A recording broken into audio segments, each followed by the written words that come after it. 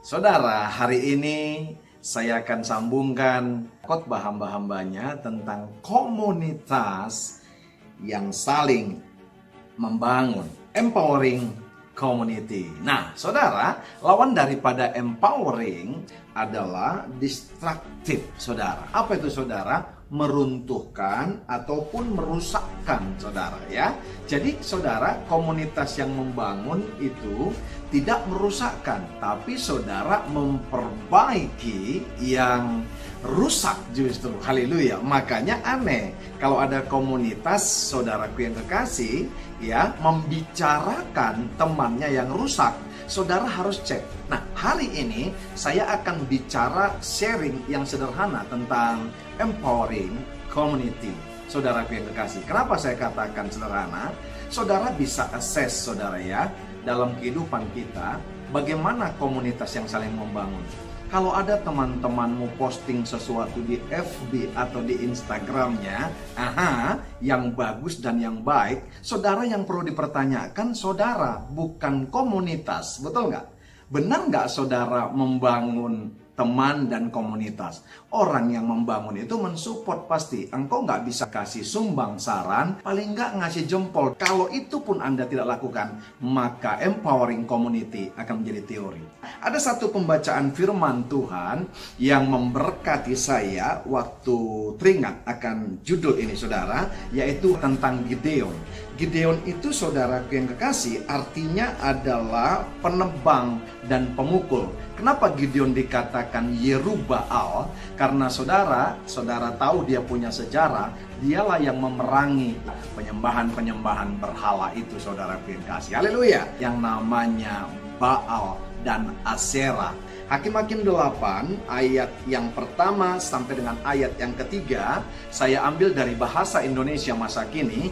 Judulnya kekalahan orang Midian. Orang Efraim berkata kepada Gideon, "Mengapa kami tidak diajak waktu engkau berangkat memerangi orang-orang Midian?" Apa sebab kami kau perlakukan demikian? Begitulah mereka mengomel terhadap Gideon.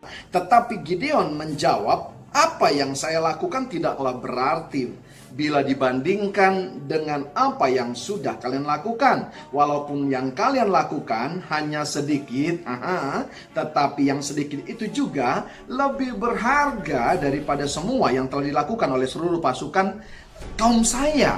Ayat 3, "Kalianlah yang dapat kuasa dari Allah sehingga dapat membunuh Oreb dan Zeb, kedua tokoh Midian itu.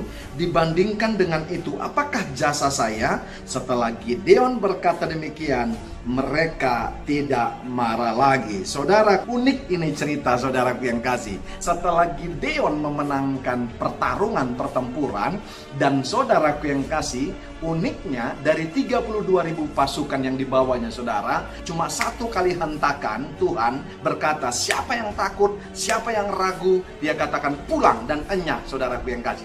Turun, saudara, 22.000 enyah, saudara, dan tinggal 10.000. Dari 10.000, saudaraku yang kasih, Tuhan menyuruh minum mereka ke kali yang sebagian menjilat seperti anjing, dikatakan, saudara. Yang 300 hanya menyeruput dengan tangannya. Itu cuma 1%. Kemana yang lain waktu komunitas perlu dibangun? Nah, saudara, yang menjadi masalah waktu Gideon menang, saudara, kalau saya sedikit agak blow up, saudara, waktu dia lewat, orang-orang Efraim berkata, kok nggak ngajak-ngajak? Betul nggak, saudaraku yang kasih? Terus marah, terus ngomel. Saya mau berkata kepada jemaat-jemaat Tuhan, sama dengan kehidupan kita saat ini. Saya ingat, saudara, beberapa minggu yang lalu ada khotbah dari gembala, ada khotbah dari hamba-hambanya tentang dipanggil untuk melayani. Saudara, salah satu daripada fungsi gereja yaitu adalah diakonia, selain daripada marturia dan koinonia. Saudara yang kasih, dipanggil untuk melayani. Apakah semua terlibat untuk melayani? Enggak juga, saudara. Haleluya. Kita di sini, saudara yang kasih, punya sekolah namanya New Life Academy. Apakah semua saudaraku yang kekasih memasukkan anaknya ke New Life Academy? Enggak juga, saudaraku yang kasih. Kita punya, saudara, kelas paralel STTBI Petamburan, saudara, di Kemang Pratama. Apakah semua saudara punya animo untuk belajar bersama-sama? Saudara, enggak juga. Yang menjadi pertanyaan, apakah mereka salah? Enggak nimbrung? Enggak salah. Saya mau bela saudara, jemaat-jemaat Tuhan. Anda tidak salah. Yang salah ketika orang lain berhasil, kamu berkata, kok nggak ngajak-ngajak? Dan kamu ngomel, saudara. Dan kamu marah. Apa kata setan dan komunitasnya? Haleluya.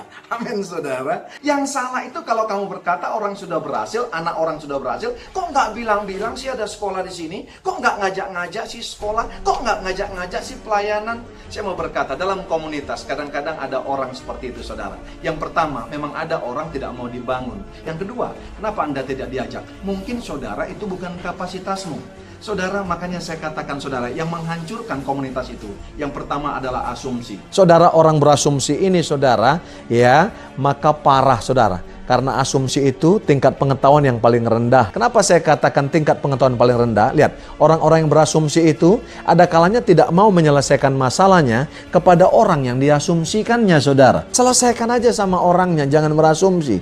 Temui orangnya, bicara baik-baik, selesai masalahmu. Daripada berasumsi, orang yang kamu asumsikan udah di Australia, makan steak, kamu sambil makan singkong dan sakit hati, makin kurus, habis badanmu, saudara. Haleluya. Yang kedua, mau dihargai, saudaraku yang kasih. Haleluya. Itu bahaya dalam komunitas. Mau ditempatkan, suka diangkat-angkat. Lihat, Gideon, saudara, perlu kita contoh. Ketika teman kita ngomel, ketika teman kita komplain, wajib kita gantikan dengan komplimen.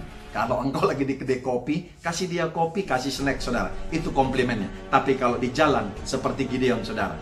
Yang pertama, kata-katanya secara verbal harus diatur santun.